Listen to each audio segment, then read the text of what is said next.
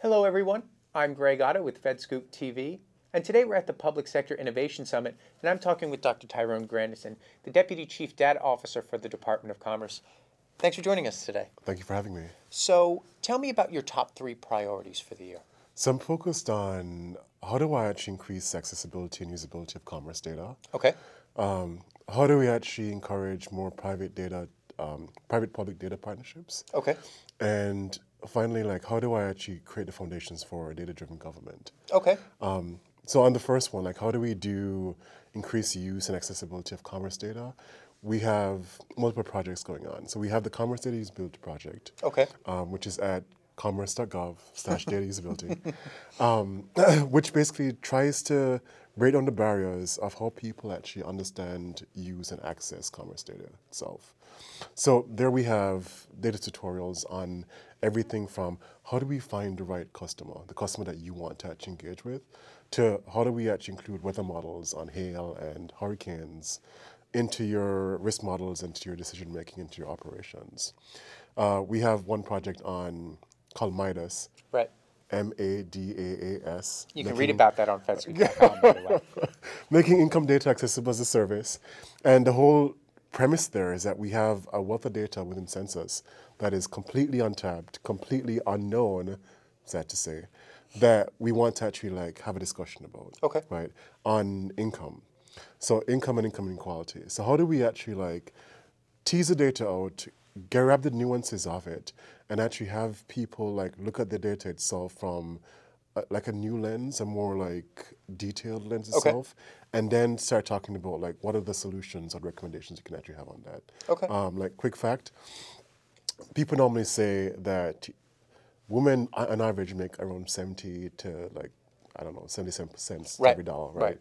They normally forget that it should be qualified. It's normally on average, which means that it's in the 50% quartile, right? Okay. The data says that if you actually go up to the higher quartiles, to the 1%, 10%, whatever else, the number is actually around 43% for Wow. every dollar. Okay.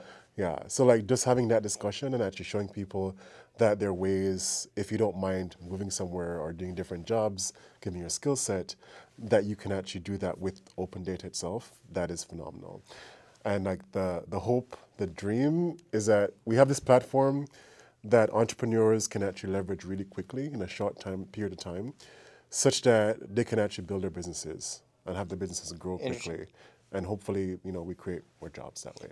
So what technological or policy innovation has had the biggest impact on your job so far this year? I imagine with the White House working with you guys on this project, that's the innovation, but anything else, or is that the big innovation that has helped? It has to be M1313, which is the executive order on, let me get this right, making open and machine readable the default for government information. Okay. Right. So that is both the reason why we exist and our North Star. So without that, we really have no purpose, right? Our mission is to ensure that we can actually build a platform for both citizens and businesses to actually develop on, that it's already free, it's already there. We're just creating that platform for them to actually leverage and actually build stuff on. So name the number one way in which your office is driving innovation across the government or even inside the Department of Commerce. All right, I'm going to cheat here. So it has to be cultural change. Okay. Right. And cultural change comes in multiple different facets. So one is, how do we actually get people to understand that it's about the user, and that the user should be first, and that user feedback should be involved in every single step of product development.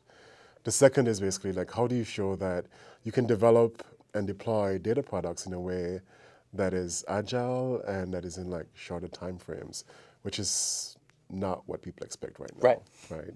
And the third is this basically how do we get commerce employees and federal employees to the level that they're ready to actually participate in this data economy, this data age, which means, well, what we're doing right now, we have this thing called the Commerce Data Academy, where we're providing data science technology training for different people across the department. Interesting. Okay. Yeah. So we're hoping that it does two things, right? It gets them engaged, it gets them involved in delivering products for their own bureaus, and at some point, long term, this is BHAG, big, hairy, audacious goal.